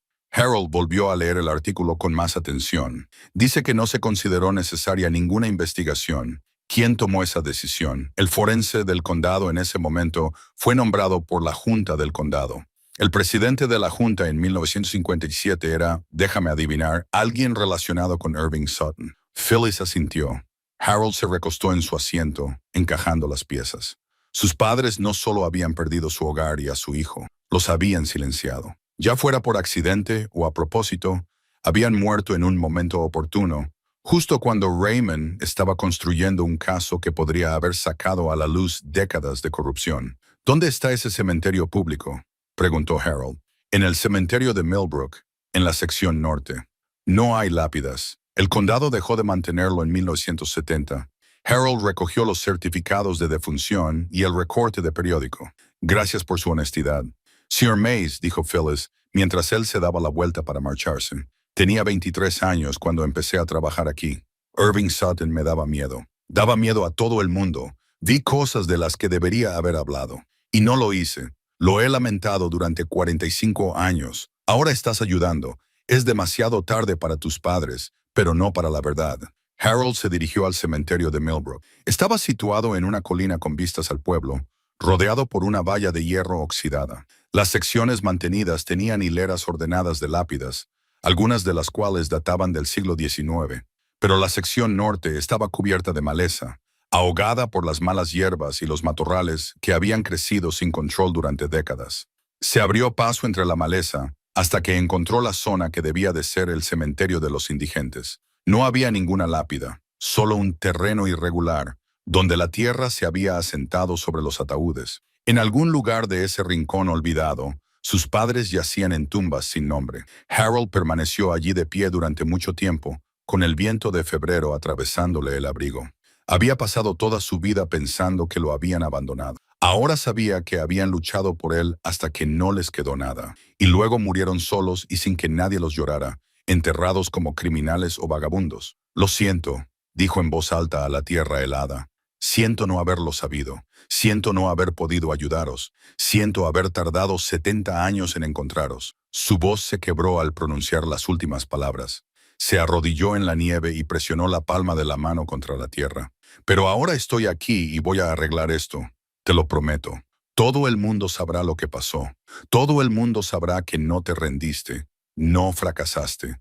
Te robaron y luego te silenciaron. Pero tu historia no terminará en este rincón olvidado. Lo juro. Se quedó allí hasta que el frío se volvió insoportable. Luego regresó al ayuntamiento. Phyllis levantó la vista cuando entró, con los ojos enrojecidos como si hubiera estado llorando. Necesito una cosa más, dijo Harold. ¿Qué pasó con las propiedades de Irving Sutton después de su muerte? Pasaron a manos de su hijo, Lawrence Sutton. Ahora es promotor inmobiliario. Es propietario de centros comerciales, complejos de apartamentos, uno de los hombres más ricos del condado, construido sobre lo que su padre robó. Phyllis no discutió. ¿Sabe Lawrence cómo adquirió su padre esas propiedades iniciales? No sabría decirlo. En 1956 solo tenía 10 años, pero se ha beneficiado de ello toda su vida. Harold asintió lentamente. La ira que había estado sintiendo se cristalizó en algo más agudo, más enfocado. Ya no se trataba solo de desenmascarar a Irving Sutton. Se trataba de enfrentarse a un legado de robos que continuaba hasta el día de hoy. ¿Tiene la información de contacto de Lawrence Sutton, señor Mays? No estoy segura de que sea prudente. No voy a amenazarlo, pero necesita saber que alguien recuerda. Alguien sabe lo que hizo y un número de teléfono. Su oficina está en la ciudad, pero tiene una casa aquí, en el pueblo, la más grande de Elm Street. No tiene pérdida. Harold tomó la información y se marchó. Caminó de vuelta a su casa con una nueva claridad. Ya no se trataba de una historia sobre encontrar a sus padres. Era una historia sobre justicia para los muertos y responsabilidad para los vivos. Su padre había intentado luchar solo y había fracasado, pero Harold no estaría solo. Tenía las pruebas de Raymond, la cooperación de Phyllis y el simple hecho de que el tiempo había eliminado al hombre que aterrorizaba a todos y los mantenía en silencio. Ahora la verdad podía salir a la luz, y Harold se aseguraría de que así fuera. Phyllis llegó a la casa de Harold 2 días después, justo después del atardecer. Él vio su coche entrar por el largo camino de entrada, con los faros atravesando la oscuridad que se acumulaba. Ella llamó suavemente a la puerta, y cuando Harold la abrió, parecía nerviosa. «No debería estar aquí», dijo, «pero no podía dejar de pensar en tus padres». Harold se hizo a un lado para dejarla entrar. La casa estaba más cálida ahora, con el fuego ardiendo sin cesar. Había hecho grandes progresos. La planta principal estaba limpia y habitable. La fotografía familiar ocupaba un lugar destacado en la repisa de la chimenea, junto a la estrella de bronce de Raymond. Phyllis las vio inmediatamente. «Las recuerdo», dijo en voz baja. «Solían venir juntos a la oficina del condado. Tu madre esperaba en el banco mientras tu padre intentaba hablar con Sutton. Siempre parecía muy preocupada. Dijiste que viste cosas entonces, cosas de las que deberías haber hablado». Ella asintió.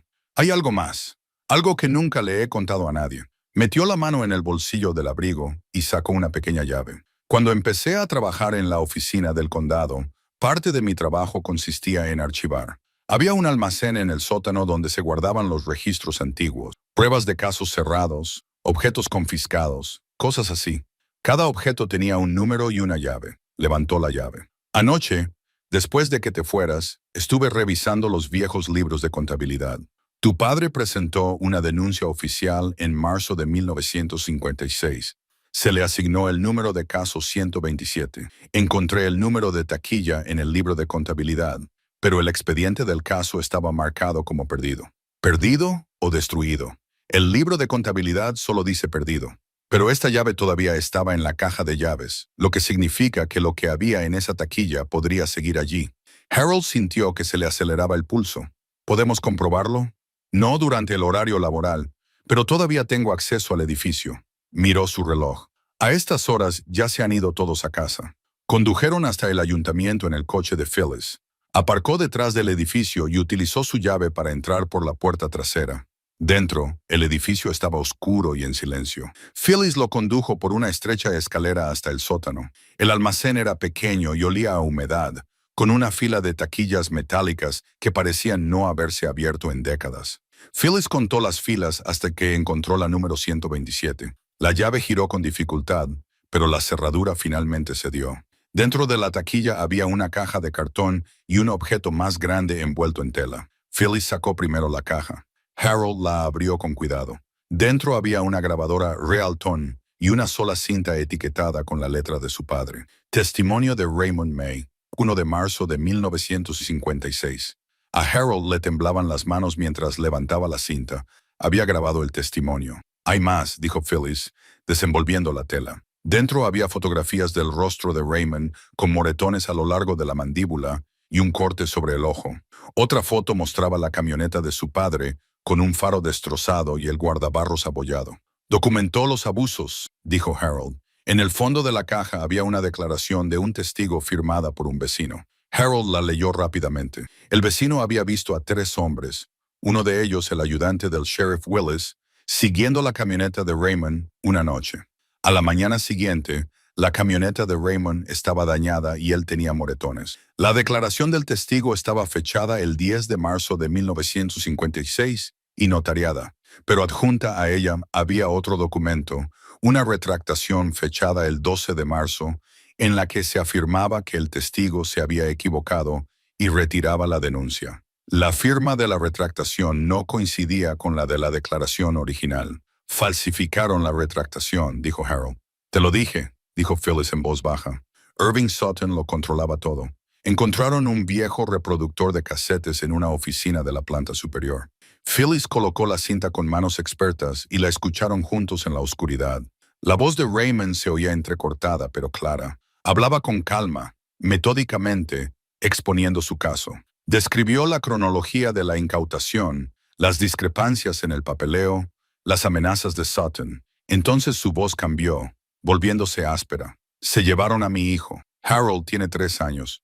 No entiende por qué unos desconocidos vinieron y se lo llevaron lejos de sus padres. El asistente social dijo, no somos aptos porque perdimos nuestra casa, pero la perdimos porque nos la robaron. Ahora están utilizando ese robo para justificar que se lleven a nuestro hijo.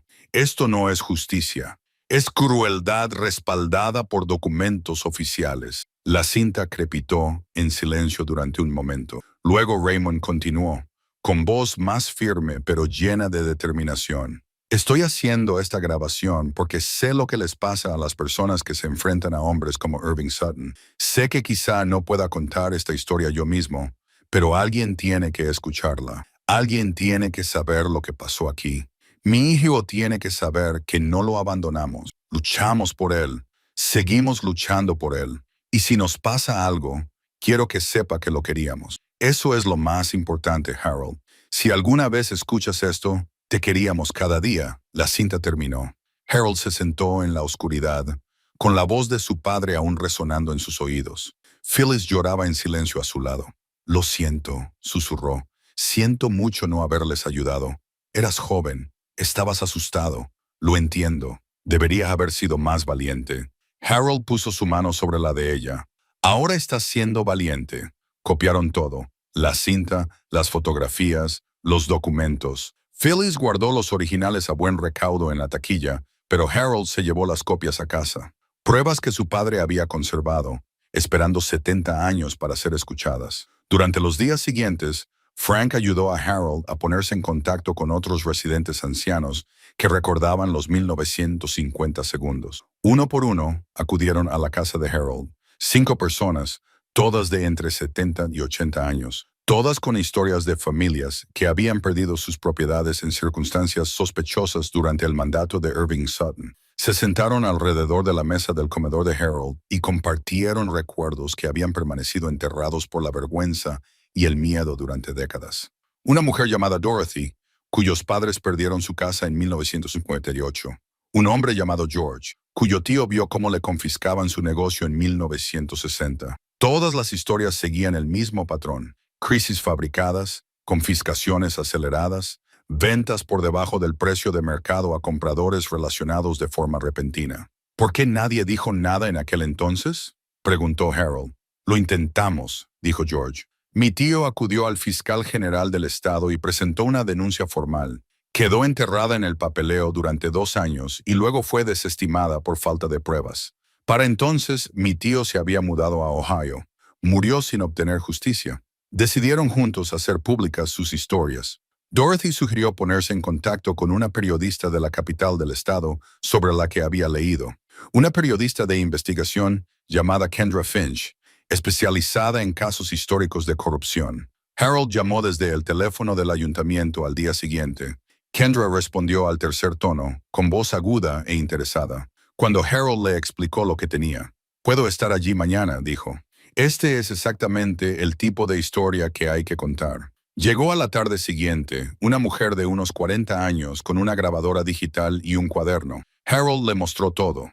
Las pruebas de su padre, la cinta, los certificados de defunción, los testimonios de los testigos de las otras familias.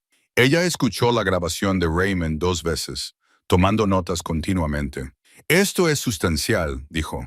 «Tu padre construyó un caso irrefutable. La pregunta es, ¿tenemos suficiente para ir a por Lawrence Sutton?» Su fortuna se construyó sobre lo que su padre robó. Pero él era un niño entonces. Legalmente, no es responsable de los delitos de su padre. Pero moralmente, Kendra sonrió con tristeza. Moralmente es otra historia. Y esa es la historia que yo escribo. El artículo se publicó en línea a medianoche. Harold no lo vio hasta la mañana siguiente, cuando Phyllis lo llamó al ayuntamiento. Ella lo había impreso y lo leyeron juntos en su escritorio. Verdades ocultas. Cómo un secretario del condado amasó una fortuna con tierras robadas, decía el titular. Kendra había escrito con precisión y fuerza, presentando las pruebas de forma metódica. El testimonio de Raymond constituía la columna vertebral de la historia. Los relatos de la otra familia lo corroboraban. Había incluido fotografías, el retrato de la familia Mays, la cara magullada de Raymond, copias de documentos falsificados. El artículo nombraba claramente a Irving Sutton y trazaba cómo sus robos iniciales se habían convertido en propiedades que ahora valían millones, todas controladas por su hijo, Lawrence. No se contuvo. El teléfono de Harold, dijo Phil. La línea del ayuntamiento no paraba de sonar, con otras familias llamando con historias similares, periodistas de periódicos regionales solicitando entrevistas y alguien de la oficina del fiscal general del estado pidiendo copias de las pruebas. A las 2 llegó un mensajero con un sobre legal. Dentro había una carta de cese y desistimiento del bufete de abogados Sutton & Associates, que representaba a Lawrence Sutton. La carta exigía la retractación inmediata de todas las declaraciones, una disculpa pública y amenazaba con emprender acciones legales por difamación, calumnia e imposición intencionada de angustia emocional. Afirmaba que Irving Sutton había actuado legalmente dentro de su autoridad como secretario del condado y que estas acusaciones dañaban la reputación y los intereses comerciales de Lawrence Sutton. Harold la leyó 2 veces y luego la dejó sobre la mesa con calma. ¿Estás preocupado?, preguntó Phyllis. No, todo lo que aparece en ese artículo es cierto y está documentado. La verdad no es difamación. A las 4 solemn, un abogado llegó a la casa. Traje caro, maletín de cuero, el tipo de hombre que cobra por minutos. Harold lo recibió en el porche. Señor Mays, represento a Lawrence Sutton. Mi cliente está dispuesto a ser generoso si usted coopera. ¿Generoso? ¿Cómo? Con un acuerdo económico suficiente para que usted viva cómodamente. A cambio, usted se retractará de sus declaraciones y firmará un acuerdo de confidencialidad. ¿Cuánto? El abogado mencionó una cifra que a Harold le habría parecido imposible hace un mes. Suficiente para vivir cómodamente el resto de su vida. No, dijo Harold. El abogado parpadeó. No ha escuchado la oferta completa. No es necesario. Mis padres murieron luchando por la verdad. No voy a venderla ahora. Señor Mays, usted es un anciano sin recursos. Una batalla legal lo destruirá financiera y personalmente. Mi cliente tiene recursos ilimitados y todos los incentivos para luchar contra esto. Entonces que luche. Ya me han destruido una vez. Sobreviví. Volveré a sobrevivir. La expresión del abogado se endureció. Está cometiendo un error. No tiene ni idea de a qué se enfrenta. Sé exactamente a qué me enfrento. A lo mismo a lo que se enfrentó mi padre. La diferencia es que el padre de su cliente ya no está aquí para amenazar e intimidar. Así que dígale al señor Sutton que no voy a retractarme de nada. La verdad prevalece. El abogado se marchó y Harold sintió algo que no había sentido en mucho tiempo. Orgullo. Su padre habría estado orgulloso de ese momento. Kendra publicó un artículo de seguimiento esa noche centrado en las amenazas legales. La historia se difundió más rápido ahora. Las redes sociales se hicieron eco de ella, aunque Harold apenas entendía lo que eso significaba. Lo que sí entendía era que la opinión pública estaba cambiando a su favor. Llegaron comentarios expresando indignación por los intentos de la familia Sutton de silenciar la verdad. A la mañana siguiente, llegó el propio Lawrence Sutton. Harold estaba en el patio cortando leña cuando un Mercedes negro se detuvo en la entrada. Un hombre de unos 60 años salió del coche, vestido con ropa informal pero cara. Tenía el rostro tenso, controlando su ira. Señor Mays, señor Sutton, se miraron a través de la pila de leña. Lawrence miró la casa, fijándose en las reparaciones que Harold había hecho, en el humo que salía de la chimenea. Mi padre construyó este condado, dijo Lawrence.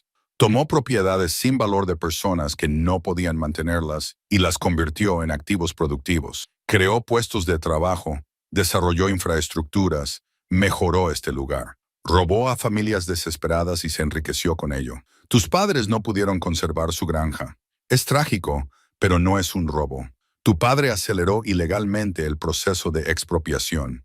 Compró la propiedad a través de una empresa ficticia. Amenazó a mi padre y le hizo golpear. Se llevó a su hijo para castigarles por resistirse. Luego murieron convenientemente antes de poder presentar sus pruebas. Eso no es una tragedia. Es corrupción y posiblemente asesinato. Lawrence apretó la mandíbula. No tienes pruebas de asesinato. Tengo un momento sospechoso y un escrito de un pariente de tu padre. La única cobertura periodística. Tengo un caso que fue enterrado y pruebas que fueron ocultadas. Quizás no sabías lo que hizo tu padre, pero has construido tu vida sobre lo que él robó. Eso te hace responsable de arreglarlo. No te debo nada. Se lo debes a mis padres. Se lo debes a todas las familias que tu padre destruyó. Esto no tiene sentido. Lawrence se volvió hacia su coche y luego se detuvo. Mis abogados te aplastarán en los tribunales. Estás perdiendo el tiempo y lo poco que te queda de vida. Quizás, pero ahora la gente sabe la verdad. Eso es lo que quería mi padre. Eso es lo que yo quería. Todo lo demás son solo detalles. Lawrence se subió a su coche y se marchó, con los neumáticos salpicando grava. Harold lo vio alejarse y luego volvió a cortar leña. Sus manos estaban firmes. Esa noche, Phyllis vino con noticias. La Fiscalía General del Estado había abierto una investigación formal. Estaban investigando todas las confiscaciones de propiedades durante el mandato de Irving Sutton. ¿Encontrarán algo? Tu padre ya hizo el trabajo. Solo tienen que seguir su documentación. Harold se sentó en el porche y observó la puesta de sol a través de los pinos. Pensó en su padre en ese mismo lugar 70 años atrás, librando una batalla que parecía imposible. Raymond no había ganado, pero había conservado las pruebas, mantenido viva la verdad y confiado en que algún día alguien le escucharía. Ese alguien era Harold. Sonó el teléfono dentro de la casa. Phyllis contestó y luego se acercó a la puerta. Es Kendra. Dice que ha habido novedades. Harold tomó el teléfono. La voz de Kendra estaba emocionada. 3 familias más acababan de presentar pruebas y los socios comerciales de Lawrence Sutton se estaban distanciando públicamente. Uno de ellos emitió un comunicado diciendo que no tenían conocimiento del origen de las propiedades iniciales de Sutton. La presión estaba surtiendo efecto. Harold le dio las gracias y colgó. Se quedó de pie en el porche de la casa de su infancia, la casa que había comprado por $99, la casa que le había devuelto su historia. La lucha no había terminado, pero por primera vez la victoria parecía posible. 3 días después del enfrentamiento con Lawrence Sutton, una mujer con un traje gris llegó a la puerta de Harold. Le mostró sus credenciales, que la identificaban como la fiscal general adjunta Patricia Voss. ¿Puedo pasar? Harold la llevó a la mesa del comedor, donde aún estaban esparcidas las pruebas de su padre. Patricia pasó una hora examinándolo todo: los documentos, la grabación, las fotografías. Tomó notas, hizo preguntas precisas y escuchó 2 veces el testimonio de Raymond. Esto es sustancial, dijo finalmente. Su padre era meticuloso. La mayor parte de lo que documentó se puede verificar a través de los archivos estatales. ¿Puede procesarlo? Irving Sutton ha fallecido. No podemos procesar a un hombre muerto, pero podemos investigar el patrón más amplio y abordar las implicaciones civiles. Las familias que perdieron propiedades pueden tener motivos para reclamar una indemnización. Y lo que es más importante, se corregirá el registro histórico. ¿Qué pasa con Lawrence Sutton? Patricia eligió cuidadosamente sus palabras. Él heredó propiedades que fueron confiscadas indebidamente. Es difícil demostrar si él conocía las circunstancias. En 1956 tenía 10 años, pero examinaremos todo su historial empresarial. Si hay irregularidades en la forma en que ha operado desde que se hizo cargo de las propiedades de su padre, las encontraremos. Se levantó para marcharse, pero se detuvo. El trabajo de su padre aquí es extraordinario. Construyó un caso que hoy se sostendría en los tribunales. La mayoría de la gente habría desistido. Él tenía algo por lo que valía la pena luchar. Al parecer, usted también. Después de que Patricia se marchara, Harold se dirigió al pueblo. La historia había transformado Millbrook Hollow. Los periodistas habían estado realizando entrevistas. El ayuntamiento celebró una reunión de emergencia sobre sus registros históricos. Gente que Harold nunca había visto le paraba por la calle para compartir sus propias historias familiares de pérdidas durante los 1950 segundos. En la tienda general, Frank tenía el periódico estatal extendido sobre el mostrador. Vuelve a salir en primera página. El titular decía: El Estado inicia una investigación sobre las históricas expropiaciones de propiedades. El artículo detallaba la visita de Patricia y citaba sus palabras de que la investigación sería exhaustiva. También mencionaba que varios socios comerciales de Lawrence Sutton habían comenzado a disolver discretamente sus asociaciones con él. La presión pública funciona, dijo Frank. Lawrence construyó su reputación basándose en ser respetable y tener contactos. Esa reputación se está desmoronando. Esa noche Gregory llamó. Harold casi no contestó, pero la curiosidad pudo más. Vi las noticias, dijo Gregory. Su voz era diferente, insegura, sin su tono habitual. ¿Sobre tu familia? ¿Tu verdadera familia? Sí. No sabía nada de eso. Nunca me preguntaste. Se produjo un silencio entre ellos. Entonces Gregory dijo, vi tu entrevista, la que te hizo ese periodista. Hablaste de tus padres y de lo que pasaron. Parecía, no sé, como si por fin pertenecieras a algún lugar. Harold no respondió. No había nada que decir. Me equivoqué, continuó Gregory, al hacerte irte en muchas cosas. Mi madre te quería y yo estaba demasiado ocupado, enfadado con ella por haberse vuelto a casar como para darme cuenta. Lo siento.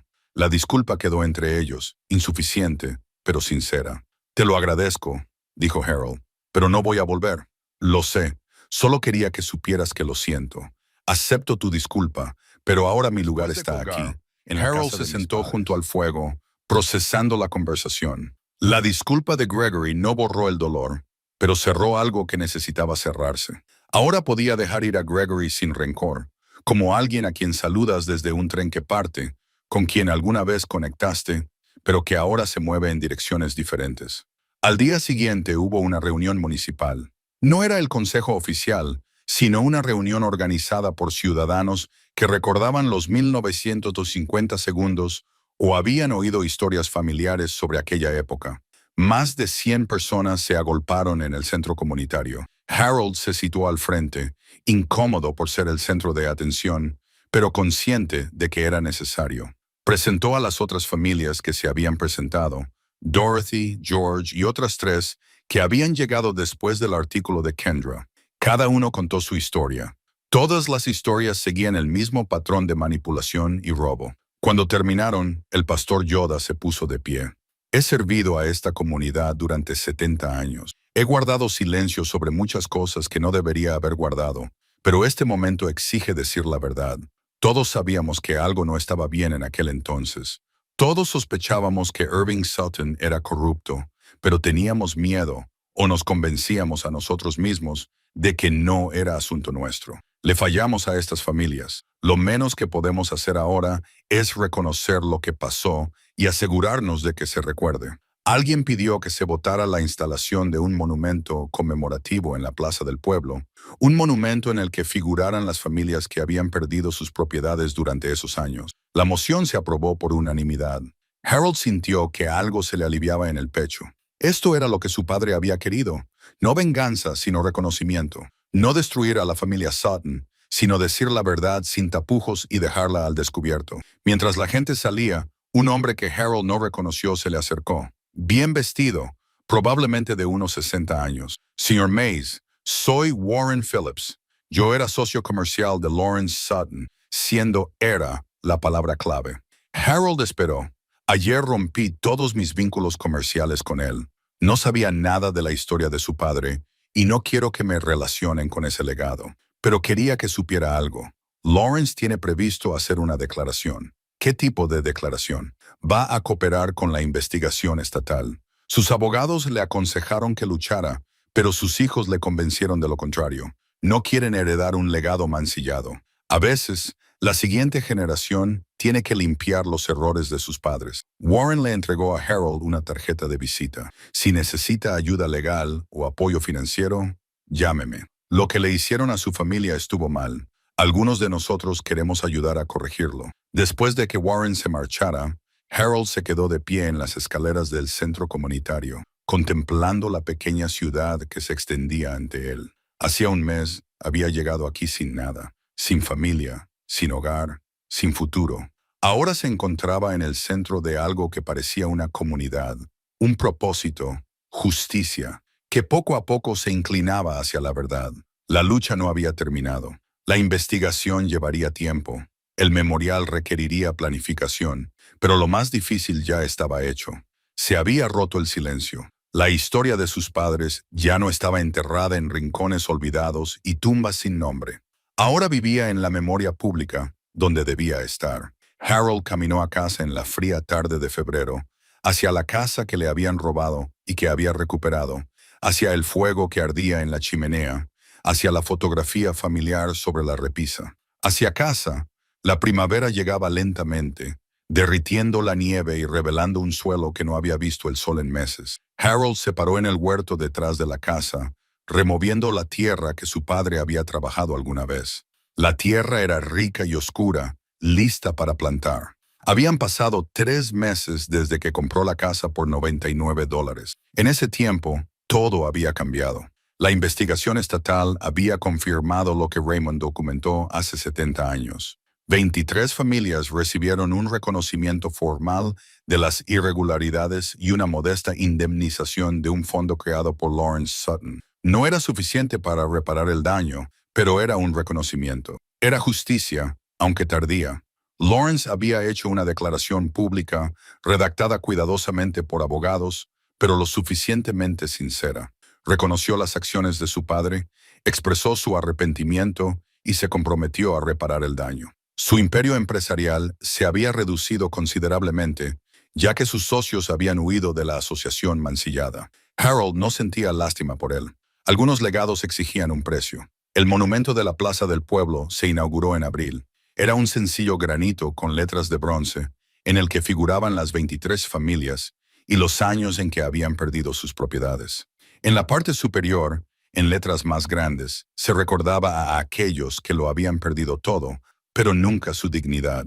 Raymond y Estelle Mays eran los primeros nombres de la lista. La ceremonia de dedicación fue pequeña, pero significativa. El pastor Yoda dirigió una oración. Dorothy leyó un poema que su madre había escrito años atrás sobre la pérdida y la resiliencia. Harold permaneció en silencio, con los nombres de sus padres ahora grabados para siempre en piedra, donde todos podían verlos. Después de la ceremonia, Harold condujo hasta el cementerio de Millbrook con Frank y Phyllis. El condado había instalado lápidas adecuadas en el cementerio público, sencillas placas con nombres y fechas. Harold se detuvo ante las tumbas de sus padres, que ya no estaban sin marcar y olvidadas. «Cumplí mi promesa», le dijo a la tierra bajo sus pies. «Ahora todo el mundo conoce vuestra historia. Todo el mundo sabe que luchasteis. No fracasasteis. Nunca fracasasteis». Había colocado flores allí, margaritas como las que estaban prensadas en la Biblia familiar. Ahora, en su jardín, Harold plantaba tomates, judías y pimientos. Los tarros de cristal de su madre estaban en la encimera de la cocina, limpios y listos para la cosecha de este año. Los llenaría con las verduras que había cultivado en la tierra que sus padres habían cuidado. El círculo se completaría. La casa estaba ahora completamente restaurada. Frank y varios vecinos del pueblo habían ayudado con las reparaciones. Harold no podía hacerlo solo. Tejas nuevas en el techo, ventanas reemplazadas, pintura que duraría otra década. En el interior, lo había amueblado de forma sencilla, con una mezcla de los muebles originales cuidadosamente restaurados y algunas piezas nuevas. La fotografía familiar seguía ocupando su lugar en la repisa de la chimenea, junto a la estrella de bronce de Raymond. Harold había añadido otro marco, una copia del artículo de Kendra, no por orgullo, sino como prueba de que la verdad podía sobrevivir, incluso cuando había estado enterrada durante décadas. El anillo de boda de Margaret estaba en una pequeña caja sobre su cómoda. Había hecho las paces con esa parte de su vida. Ella le había dado estabilidad cuando más la necesitaba. Siempre le estaría agradecido. Pero esta casa, este lugar, era donde realmente pertenecía. En su 73 cumpleaños, Harold preparó la tarta de fresas de su madre siguiendo su receta. No quedó perfecta. El glaseado tenía grumos y las capas no estaban del todo uniformes, pero sabía a recuerdos, amor y hogar. Frank, Phyllis, Dorothy, George y el pastor Yoda vinieron a una pequeña celebración. Cantaron el cumpleaños feliz, mientras Harold cerraba los ojos y pedía un deseo. Que sepan que he encontrado el camino a casa. Cuando sopló las velas, sintió la certeza de que, de alguna manera, lo sabían. La presencia de sus padres llenaba esta casa, no como fantasmas, sino como cimientos. Todo lo que hacía aquí honraba su memoria, el jardín, las reparaciones, el simple hecho de vivir en la casa que ellos habían construido con amor. La indemnización del fondo estatal había sido modesta, pero Harold utilizó parte de ella para crear algo importante. El fondo educativo Raymond y Estelle Mays proporcionaría becas a niños en acogida. Pequeñas cantidades, pero suficientes para ayudar con los libros, los materiales o las tasas de inscripción. Suficientes para demostrar a alguien que no había sido olvidado, que alguien creía en su futuro. Era lo que sus padres hubieran querido, tomar su dolor y transformarlo en una oportunidad para otros. Al caer la tarde de su cumpleaños, Harold se sentó en la mecedora que había construido su padre, situada en el porche recién reparado. Abrió el diario de su madre por la primera página y comenzó a leer de nuevo, ahora no con tristeza, sino con gratitud. Las palabras eran las mismas: la alegría de esperar un hijo, la esperanza en el futuro, el amor sencillo de una joven familia que empezaba su andadura. Pero Harold ahora las escuchaba de otra manera, no como prueba de una pérdida, sino como prueba de una conexión que había sobrevivido a todo, incluso a la muerte, incluso a décadas de separación. Leyó hasta que la oscuridad le impidió ver las palabras. Entonces cerró el diario con delicadeza y se sentó a contemplar las estrellas que aparecían sobre los pinos. En algún lugar de la casa, la madera crujió con un chirrido familiar. El viento se movía a través de los aleros, con un sonido que era casi como un canto. Harold pensó en el viaje que lo había traído aquí desde aquella carretera helada con nada más que una bolsa de lona y $99 hasta este momento de paz en el porche de sus padres. A veces, el viaje más largo era el que te llevaba de vuelta a ti mismo, y, a veces, si tenías suerte, descubrías que nunca te habías perdido realmente, solo estabas esperando a que te encontraran. Se levantó lentamente, con las articulaciones protestando menos que 3 meses. El propósito lo había completado. Dentro el fuego se había reducido a brasas. Harold añadió leña y observó cómo las llamas se encendían y crecían. La casa se calentó a su alrededor, refugiándolo como lo había hecho cuando tenía 3 años, como lo haría durante los años que le quedaran. Estaba en casa, por fin, verdaderamente en casa.